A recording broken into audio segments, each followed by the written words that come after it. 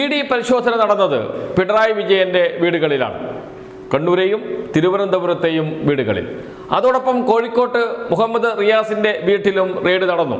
മുഹമ്മദ് റിയാസ് പിണറായി വിജയന്റെ മകൾ വീണയുടെ ഭർത്താവാണ്. സ്വാഭാവികമായും അവിടെയും പരിശോധന നടത്തേണ്ടതാണ്.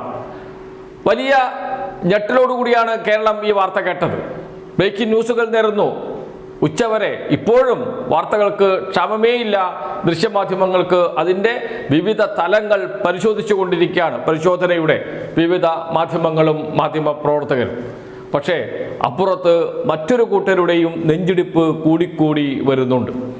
ഇന്ന് പിണറായി വിജയന്റെയും വീണ വിജയന്റെയും നെഞ്ചിടിപ്പാണ് കൂടിയത് എങ്കിൽ, എന്നാൽ അപ്പുറത്ത് അങ്ങനെയല്ല. ആരുടെയൊക്കെയാണ് നെഞ്ചിടിപ്പ് കൂടിയത്? കടുത്ത നെഞ്ചുവേദന അനുഭവിച്ചത് PK കുഞ്ഞാലിക്കുട്ടിയുണ്ട്, മുസ്ലിം ലീഗ് നേതാവ്. മുസ്ലിം ലീഗിൻ്റെ നേതാവും മുൻ പൊതുമരാമത്ത് വകുപ്പ് മന്ത്രിയുമായ അന്തരിച്ച ഇബ്രാഹിം കുഞ്ഞിൻ്റെ കുടുംബാംഗങ്ങൾ, ഉമ്മൻചാണ്ടിയുടെ കുടുംബാംഗങ്ങൾ, ഇവരുടെയൊക്കെ നെഞ്ചിടിപ്പ് വർദ്ധിച്ചു. എന്തുകൊണ്ട്? ഇവിടെ തുടങ്ങിയ ഈ റെയ്ഡ് നാളെ ചെന്നെത്തുക ഈ നേതാക്കളുടെ വീടുകളിലായിരിക്കും. കാരണം അന്വേഷണം ഇതിനെക്കുറിച്ചാണ്. CMRന്റെ കള്ളപ്പണ ഇടപാടിനെ കുറിച്ച് 135.4 കോടി രൂപ, അതിൽ കൃത്യം 73.38 കോടി രൂപ CMRന്റെ ബിസിനസ് പ്രൊമോഷൻ ചെലവുകളായി എന്നും അത് ടാക്സ് ലയബിലിറ്റിയിൽ നിന്ന് ഒഴിവാക്കണമെന്നും കാണിച്ച് CMRൽ ഇൻകം ടാക്സ് ഡിപ്പാർട്ട്മെന്റിന് നൽകിയ അപേക്ഷ. ഈ അപേക്ഷയിൽ പറഞ്ഞിരിക്കുന്ന കാര്യങ്ങൾ 73.38 കോടി രൂപ, അതാണ് നിർണായകം. ഈ 73.8 കോടി രൂപ വിതരണം ചെയ്തിരിക്കുന്നത് രാഷ്ട്രീയ നേതാക്കൾക്കാണ്, മാധ്യമ പ്രവർത്തകർക്കാണ്, മാധ്യമ സ്ഥാപനങ്ങൾക്കാണ്, വിവിധ ക്ഷേത്രങ്ങൾക്കാണ്, പോലീസ് ഉദ്യോഗസ്ഥർക്കാണ്, മറ്റ് ഉദ്യോഗസ്ഥർക്കാണ്.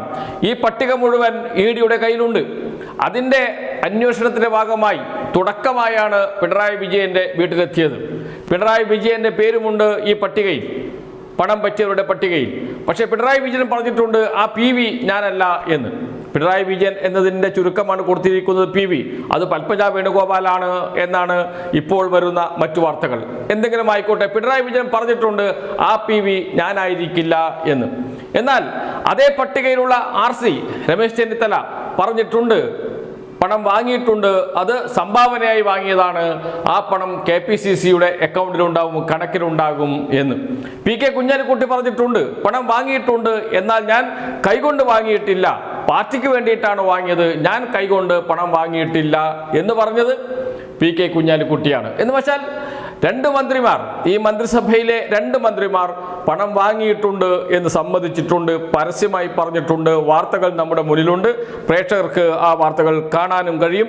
വാർത്തയുടെ തലക്കെട്ടുകൾ ഇങ്ങനെയാണ്: CMRൽ നിന്ന് പണം വാങ്ങിയിട്ടുണ്ട്, കണക്ക് പാർട്ടിയുടെ കയ്യിൽ, ചെന്നിത്തല. വാർത്ത വന്നിട്ടുണ്ട്, മലയാള മനോരമയിലാണ് വാർത്ത വന്നത്. ഓഗസ്റ്റ് 10, 2023 വന്ന വാർത്ത.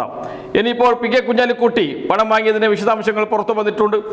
വാർത്ത വന്നിരിക്കുന്നത് 2023 ഓഗസ്റ്റ് 10 തന്നെയാണ്. താൻ കൈകൊണ്ട് പണം വാങ്ങിയിട്ടില്ല, കൈകൊണ്ട് എന്ന് മാത്രമേ പറയുന്നുള്ളൂ കുഞ്ഞാലിക്കുട്ടി എന്ന് എല്ലാവരും പറഞ്ഞിരിക്കുന്നത് വാർത്താ സമ്മേളനത്തിലാണ്. മാധ്യമപ്രവർത്തകരുടെ ചോദ്യത്തിന് മറുപടിയായിട്ടാണ് പറഞ്ഞിരിക്കുന്നത്. എന്ന് വെച്ചാൽ രമേശ് ചെന്നിത്തലയും PK കുഞ്ഞാലിക്കുട്ടിയും പണം വാങ്ങിയിട്ടുണ്ട്. ഉമ്മൻചാണ്ടിയുടെ കുടുംബാംഗങ്ങൾ, ഇപ്പോൾ അദ്ദേഹം ഇല്ല, അന്തരിച്ചു. കുടുംബാംഗങ്ങൾ ഇതിന് മറുപടി പറയേണ്ടി വരുമോ എന്ന ചോദ്യം അവിടെ നിൽക്കട്ടെ. അതേപോലെ തന്നെ മുസ്ലിം ലീഗ് നേതാവായ മുൻ പൊതുമരാമത്ത് മന്ത്രിയായ VK ഇബ്രാഹിം കുഞ്ഞിന്റെ കുടുംബാംഗങ്ങൾ, അദ്ദേഹത്തിന്റെ മകൻ ഇപ്പോൾ മന്ത്രിയാണ്. സ്വാഭാവികമായും അദ്ദേഹത്തിലേക്കും അന്വേഷണം പോകുമോ എന്നറിയില്ല. അങ്ങനെയാണെങ്കിൽ 3 മന്ത്രിമാരിലേക്ക് അന്വേഷണം പോകും. ഈ മന്ത്രിസഭയുടെ നിലനിൽപ്പിനെ തന്നെ അത് ബാധിക്കും. അതുകൊണ്ടാണ് UDFനകത്ത്, കോൺഗ്രസിനകത്ത് നെഞ്ചിടിപ്പ് കൂടുന്നു എന്ന് പറയുന്നത്. പ്രത്യേകിച്ച് PK കുഞ്ഞാലിക്കുട്ടിയുടെയും രമേശ് ചെന്നിത്തലയുടെയും അന്വേഷണം അങ്ങോട്ട് പോകുമോ? അതിനേക്കാളും ഉപരി മാധ്യമ സ്ഥാപനങ്ങളുണ്ട്. കേരളത്തിലെ പ്രമുഖ മാധ്യമ സ്ഥാപനങ്ങളെല്ലാം CMRൽ നിന്ന് പരസ്യ ഇനത്തിലും മറ്റു രൂപത്തിലും പണം കൈപ്പറ്റിയിട്ടുണ്ട്. തിരുവനന്തപുരത്ത് പ്രവർത്തിക്കുന്ന പ്രധാനപ്പെട്ട ഒരു മാധ്യമം വലിയ തുകയാണ് കൈപ്പറ്റിയത് എന്ന വാർത്തകൾ വന്നിട്ടുണ്ട്. മാധ്യമ പ്രവർത്തകർക്ക് CMRൽ കമ്പനി ഉടമ കർത്ത പണം നൽകിയിട്ടുണ്ട് എന്ന വിവരം പുറത്തു വന്നിട്ടുണ്ട്. അതോടൊപ്പം തന്നെ വിവിധ ക്ഷേത്രങ്ങൾ, എന്തിനേറെ പറയുന്നു പോലീസ് ഉദ്യോഗസ്ഥർ എന്നിവർക്ക് പണം നൽകിയിട്ടുണ്ട്. അതിന്റെ വിവരങ്ങളെല്ലാം CMRന്റെ ഫിനാൻസ് ഓഫീസറായ സുരേഷ് കുമാറിന്റെ വീട്ടിൽ നടത്തിയ റെയ്ഡിൽ ED നേരത്തെ തന്നെ പിടിച്ചെടുത്തിരുന്നു. അതുപ്രകാരമാണ് പരിശോധന നടക്കുന്നത്. അങ്ങനെയാണെങ്കിൽ പരിശോധന ഇവിടെ വെച്ച് അവസാനിപ്പിക്കാൻ കഴിയില്ല. ഇവിടെ വെച്ച് പരിശോധന അവസാനിപ്പിച്ചാൽ അത് വലിയ ആരോപണത്തിനിടയാക്കും. അതുകൊണ്ട് തന്നെ പരിശോധന മന്ത്രിമാരുടെ വീടുകളിലേക്ക്, പാണക്കാട്ടേക്ക്, ഉമ്മൻചാണ്ടിയുടെ വീട്ടിലേക്ക് ഒക്കെ നീങ്ങുമോ എന്ന ആശങ്കയിലാണ് ഇപ്പോൾ കോൺഗ്രസ് നേതൃത്വം. എന്തായാലും വരും ദിവസങ്ങളിൽ ഇഡിയുടെ നീക്കം എന്താണ് എന്ന് അറിയാം.